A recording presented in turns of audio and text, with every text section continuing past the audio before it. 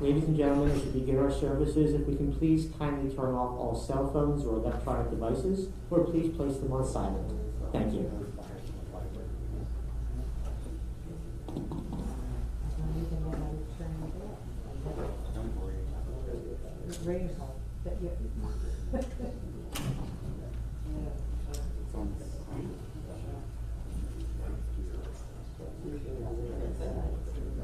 But I did.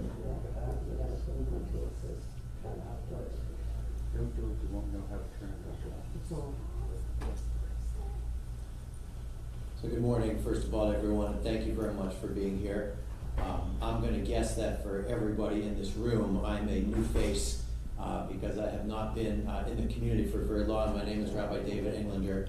The privilege of being the senior rabbi at Congregation Beth El, which is just up the road, and a congregation that was Elva's home, Elva and Joe's home for so many years and decades. This is actually the very first funeral that I have the honor of officiating at in a solo capacity at Beth El. I've done a few others prior to this chapter, but I just want to start by saying that it's a significant honor that someone who was connected to Beth El for so long also coincides with the opening moments, really, of my rabbinate at Beth El as well. I have no doubt that the incredible journey that was Elva's life will be described over the course of this morning and also in the coming days and weeks ahead. And as I've said and reflected on many times, there's nothing more important than sharing stories of Elva that you knew about and that you might be willing to also make part of the repository of memories of this family. I just want to say that her synagogue, her Beth El congregation, her family there is grateful for the long-standing commitment that she and Joe had to the synagogue and the congregation. We are what we are because of the legacy of those who came before us. That's true not only in congregational life, but it's true in our own lives as well. And so in addition to sadness today on loss, there's also great gratitude for the blessing of her life and her presence in your lives, and I will say in the presence of the life of Congregation Beth El. So with that, we turn to the liturgy of the funeral service. It begins with the recitation of a few psalms and excerpts from the biblical book of Psalms. Rabbis chose these on purpose. They didn't just kind of reach into a barrel and whatever came out first. They decided to assign to the service for a traditional Jewish funeral. So the first psalm we'll hear is Psalm 15. In that we will hear the rabbi's description of what it means to live a good life, a meaningful life, a fulfilled life, the kinds of commitments that we're meant to carry with us through this world. And people honor those commitments and carry those commitments in different ways. You'll hear that some of these are specific, some of them are general, but I have no doubt that in hearing what the rabbis describe as a good life, you will also hear reflections of some of the qualities of Elva's good life as well. And as you reflect, you'll also remember, and those memories today are meant to comfort and also to extend love that simply does not leave when a person leaves this world. So first is Psalm 15. It reads, Mizmor David. Adonai mi yagor bo'alecha mishkan b'harkatshecha, holech tamim ufod tzedek v'dover emet b'yovavo, lo ragal l'shono, lo asa l'rei ra'a v'cherpa lo nasa krovo, nivzeh beinav nimas, v'et yirei Adonai yichabed. Nishba l'harav lo yamir kaspo lo natan v'neshech v'shochan anaki lo lakach, oseh lo yimod le'olam, Psalm of David. Do we deserve to enter God's sanctuary? Can we merit a place in the presence of God? Live with integrity, do what is right, speak the truth without deceit. Have no slander upon your tongue, do no evil to others. Do not mistreat your neighbor, spurn a contemptible person, but honor those who revere Adonai. Never retract a promise once made, though it may bring you harm. Practice all of your business fairly, accept no bribe against the innocent. Make these deeds your own, then shall you stand firm forever. Second psalm we read is Psalm 23, maybe the most famous of all 150 psalms of the biblical book of Psalms. This is the one that refers to the valley of the shadow, variously interpreted as the valley of the shadow of death, the aftermath of loss, which mourners specifically find themselves in now. We understand the valley is dark as you pass through it, but it has light at the end of its proverbial tunnel, if you will. And we pray that that light comes from the support of other family and great friends, and also, as we've already reflected on, the power to carry memory with us and to allow legacy to continue into the future. Psalm 23, Mizmor David, and I ilach sarbi noteshi arbitzeni amemi nechoyin aleini. Nafshi yeshovei v'yancheni v'maglei tzedek l'man shemo gam ki eleich begeit salmavet. Lo yirara ki atayim adishi v'techam yishantecha ema yinachamuni. Ta'arov lefanai shulchan neged zorai dishanta v'Hashem en roshi kosi revaya. Ach tov v'chesed yidifuni koyim echayai v'shavti b'veit Adonai lo orech yamim. Psalm of David. The Lord is my shepherd, I shall not want. God makes me to lie down in green pastures. He leads me beside the still waters. He restores my soul. God guides me in straight paths for God's name's sake. Yea, though I walk through the valley of the shadow of death, I will fear no evil, for you are with me. Your rod and your staff, they comfort me. You prepare a table before me in the presence of my enemies. You have anointed my head with oil. My cup runs over. Surely goodness and mercy shall follow me all the days of my life, and I shall dwell in the house of Adonai forever.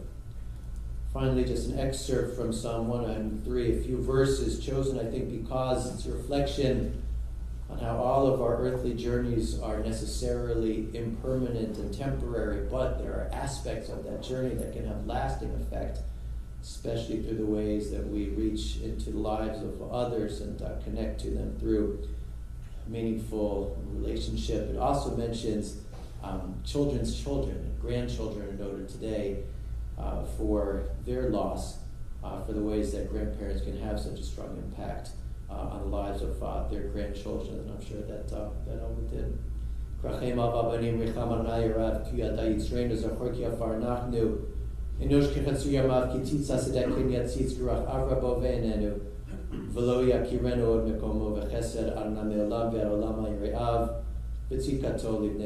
As parents have compassion for their children, Adonai has compassion for those who show reverence. God knows that we are fashioned. God remembers that we are dust. The days of mortals are like grass. We flourish as the flowers of the field. The wind passes over them, and they are no more, and no one can recognize where they grew. But Adonai's compassion is everlasting. God's kindness to children's children, to all the reverent ones endures, age after age, unchanging. I'm going to be honored with the words of two speakers at our service today. Mark will speak first, and he'll be followed by Maury.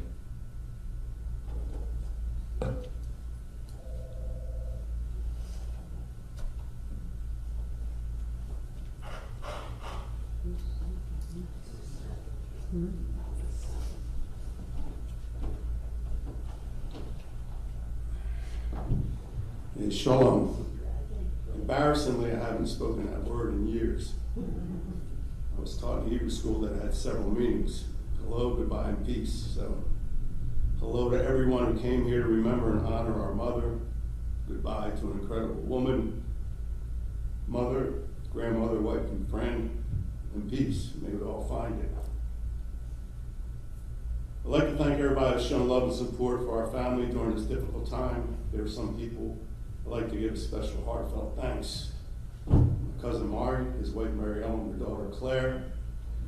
You were always there for both of our parents whenever they needed anything. Your unselfish devotion to my parents is so appreciated and never be forgotten. My cousin Steve, thank you for all your help and kindness that you've always shown my parents. My daughters Lauren, Kara, and Brett, husband's Brett. Lauren's husband, Brett, thank you for the love and thoughtfulness and comfort you always brought into my parents' lives. My daughter, Kara, flew up from Mexico where she lives with us, knowing full well this could be the last time she'd ever see her grandmother. She arrived 1 hour before Elva passed, and now she's back home in Mexico. Sadly, I guess it wasn't meant to be. I'd like to thank Elaine for just simply being Elva's loving sister, speaking with her every night, sharing their feelings, their love for each other, and a lifetime full of memories. My heart breaks knowing she's the last of the Eisenberg siblings. There aren't enough words to describe how I feel about my sister Rusty and her amazing husband Gary. Whatever Joe and Elva needed, they were always there, driving hours so many times without question or hesitation. When our father passed, Rusty took control of everything for Elva, right down to the smallest detail. And they continue to work tirelessly to sort out everything accumulated after so many, many years. Quite a monumental task. Lastly, I'd like to, and most importantly, I'd like to thank my wife, beautiful wife, Dora, who couldn't be here. With her nursing background, she helped us navigate, understand, and interpret all the medical terminology and issues being presented to us. It was overwhelming and shocking how rapidly Elva's health declined and how quickly our lives began to unravel. She loved Elva. She was as much a mother to her as her own, and she'd probably tell you even more. When I turned 13 years old, I got bar mitzvahed at Bethel Synagogue in Camden. Dov Gilden taught me to read the Torah, and Rabbi Harry B. Kelman was the leader of the congregation. The rabbi asked me if there was anything in particular I'd like him to say during the sermon. I said, not really, Rabbi, but please don't say anything that will make my mother cry, because she cries very easily. We stood on the pulpit facing each other. He put his hands on my shoulders and he closed his eyes like he always did. He was the most dynamic and eloquent speaker I ever heard. He shared what I told with the congregation, and he said, I promise I won't make Elva cry as long as you promise never to make her cry. Those words always stuck with me. And I hope I fulfilled that promise. If I ever made you cry, I'm sorry. 3 months ago, we celebrated Elva's 95th birthday. We had a brunch shared with a small group of family and close friends whom she loved. As always, it was another event painstakingly and perfectly arranged by my sister. Elva appeared healthy, happy, active, beautiful, and vibrant as usual. These were the times she was happiest, in her element, glowing and smiling from ear to ear. So it makes it so surreal that 3 months later we'd be here celebrating her life and laying her to rest. Less than 2 years ago, we laid our father Joseph to rest. Their combined age was an astounding 195 years. Everyone tells us how blessed we were to have our parents for so long, and we agree.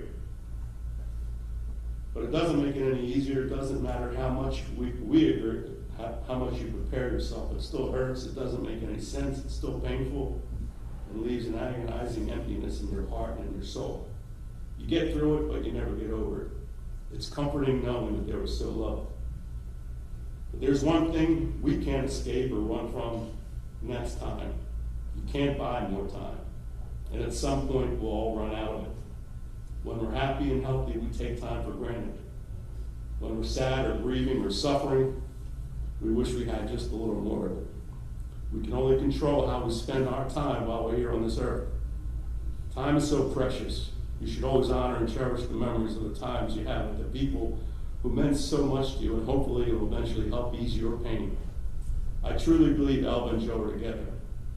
I'm sure Joe fired up his heavenly blender and had a nice cold margarita waiting for Elva when she arrived. They would want us to celebrate their life because their incredible life together is worth celebrating. It's hard thinking about Joe without Elva or Elva without Joe because they rarely spend time apart. They had this incredible love and bond that was immeasurable. Kind of reminds me of the movie The Blues Brothers, when they said, we're getting the band back together. Joe and Elva are the backbone of the band, and they are back together, but their band's not quite complete, but it will be in time because we're all part of the band. Goodbye, Mom. Say hello to Dad first.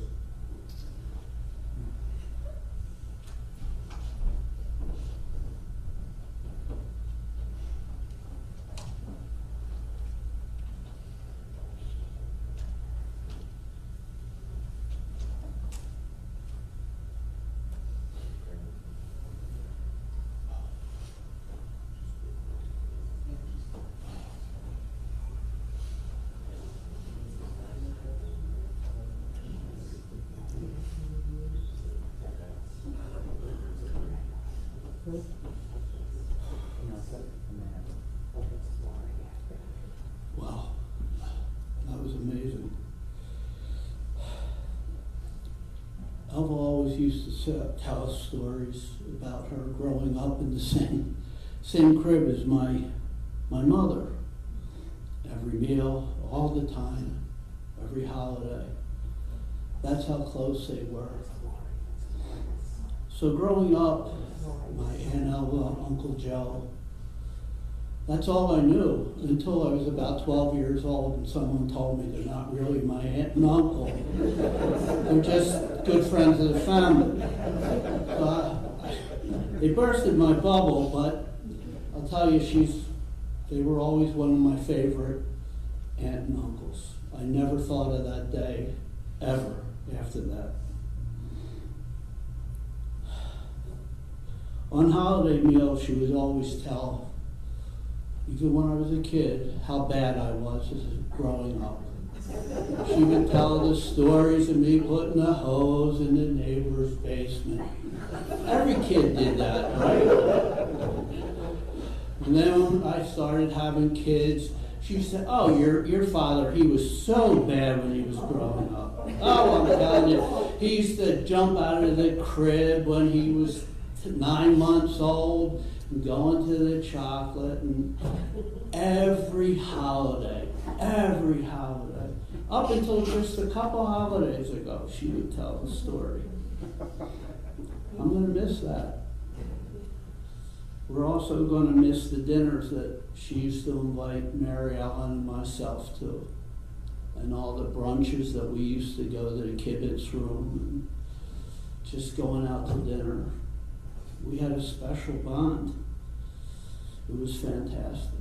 And I'm going to tell you, I have to thank Rusty and Mark, because they allowed Mary Ellen and I to share his parents. When my parents passed away, Joe and Elva stepped in. And they were like parents to Mary Ellen and I, grandparents to my kids. That's what we knew. They'd come over for every holiday, Hanukkah, Thanksgiving, if they didn't have anywhere to go. But every Jewish holiday, they were over our house. And it was just a natural thing. So Mark, Rusty, thank you for that. Something we'll never forget.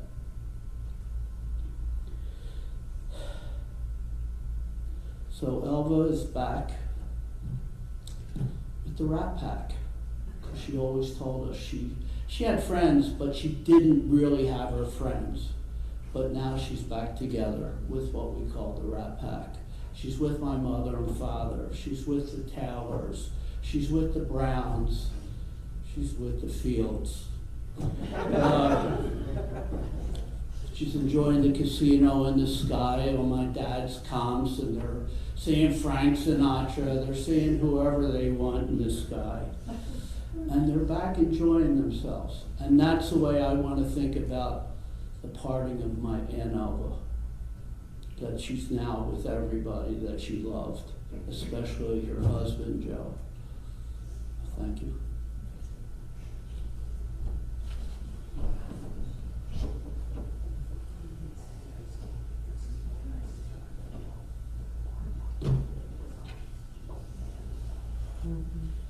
Thank you both very much. Touching and very personal and also moving.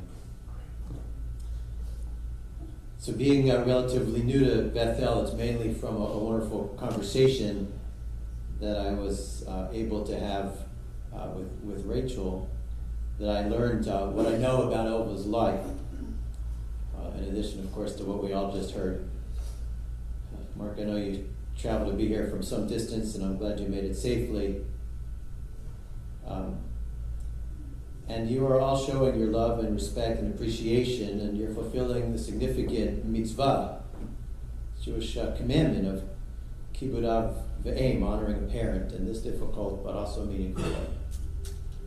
So I was inspired, like everyone, to learn that Elva was healthy and vibrant until some 3 weeks ago, and how she had previously made her wishes clear that she wanted to be at home at the end, if that was at all possible. And you made that possible for her. And it sounded like it was not at all surprising that she made these wishes crystal clear to you. A force to be reckoned with, I think, were the words that she used. Her 95 years were full of life lived out loud and close connection to loved ones, friends, and those who would quickly become friends. She had a knack, a talent, and what I claim would be a God-given gift to connect to others. Because there was just something about her that welcomed such interaction. It's a wonderful story you told about her being on the phone for 15 minutes with someone who had dialed her number by mistake. She struck up friendships quickly and easily, and was indeed even so close to some as to become another or surrogate mother to even more children. And she was, for some, the mom others wished that they had. Because I sense she was understanding and empathetic, willing to offer opinions and guidance while still encouraging you to live your lives and make the choices that were best for you. I'm told she put those people skills to work early on in some substitute teaching, but really utilized them as she interacted and evaluated those who had come to the welfare board where she worked for many years. And far from shunning or in any way diminishing those who were no doubt already in a difficult situation, she quite characteristically really got to know these people who she was working with. She loved learning about them, loved learning their stories, appreciated them for the lives that they were living, and she hated to retire. Right? She worked until her late 60s. We know that it was her strength and her insistence that helped your dad, Joe, to reach that milestone 100th birthday. She also wanted to reach that full century mark and gave it her all to try and do so. She and Joe were a real love match, were married for 73 years. And it was, he said, an old-fashioned relationship, except that your dad was good in the kitchen. But Mom was a better baker. A force to be reckoned with. Her life is the fulfillment of our tradition's adage to teach us to number our days so that we may achieve a heart of wisdom. Which means, indeed, making the most of the time that we have by engaging fully with the world and the people who we meet on our journey. The list of ways that Elva did that herself and with Joe and with you is truly lengthy. She was driving until recently. She played mahjong, sudoku, wordle. She did armchair aerobics. She used her computer to take tours online. Earlier on, she would go to Atlantic City and play the slots in Texas Hold'em. I hope I'm allowed to mention that. She walked and swam for exercise and more. She intuited correctly that staying active in these ways, in mind and in body, made it possible for her to hope to strive to stay healthy. She was always up for a game, and she was also always up for beating you at that game. A bad day at mahjong was only being up a few bucks.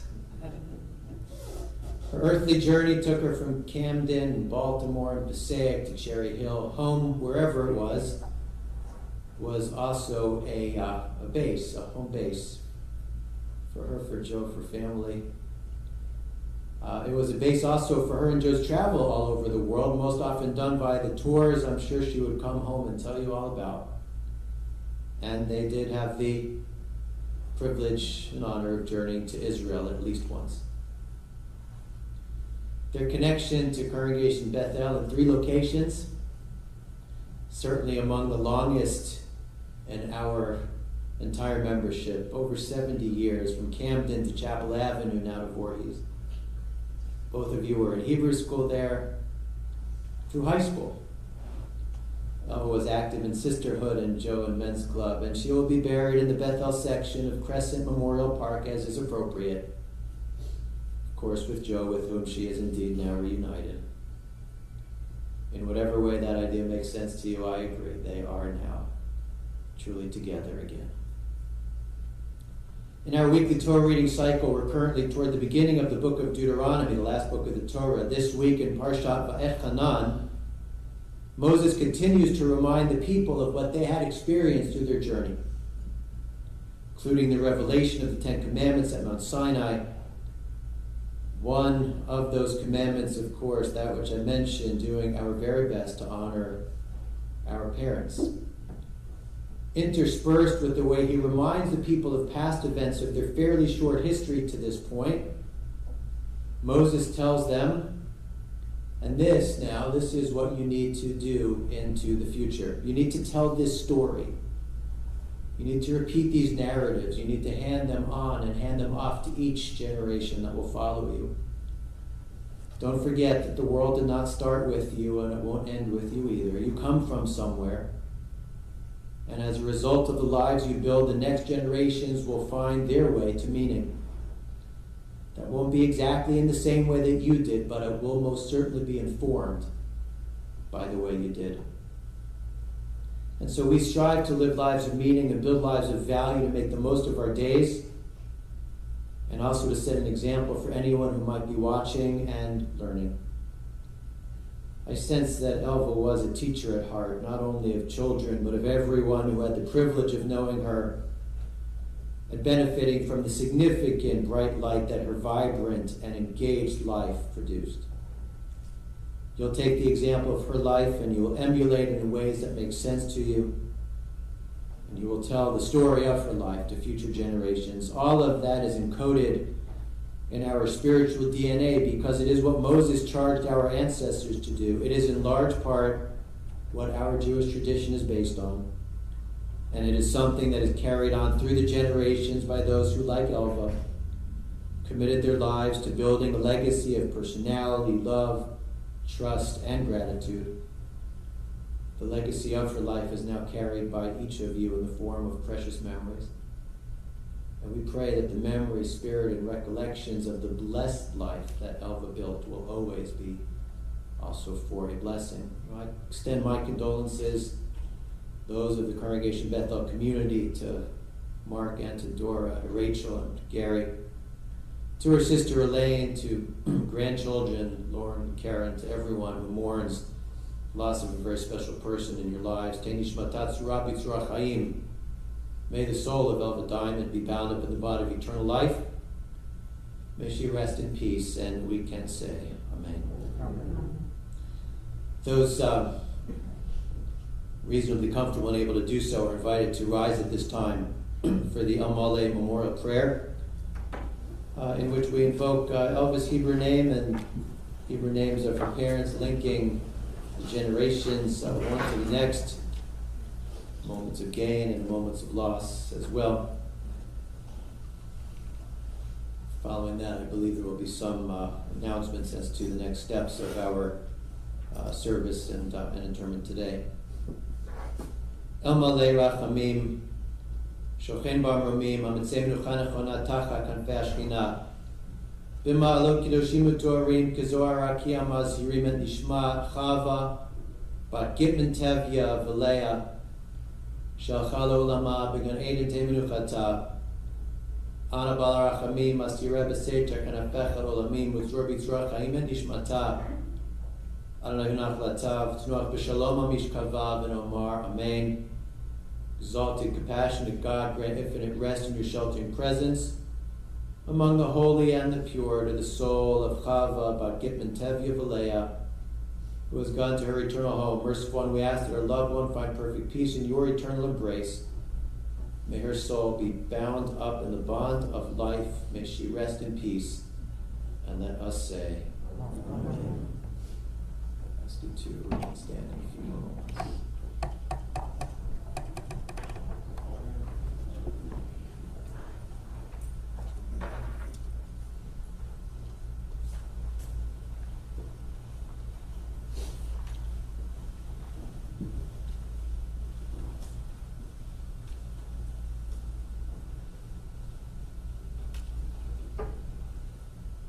Will the pallbearers please step to the center aisle?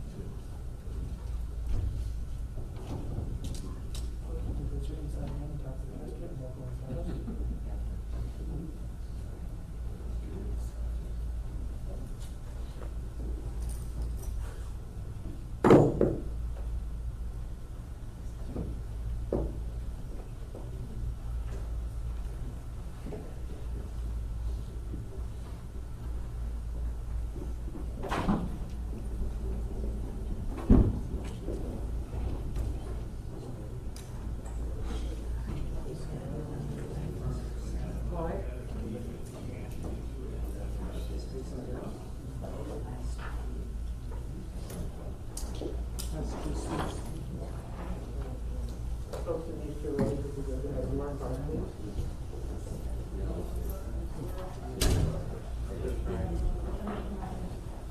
Folks in these two rows.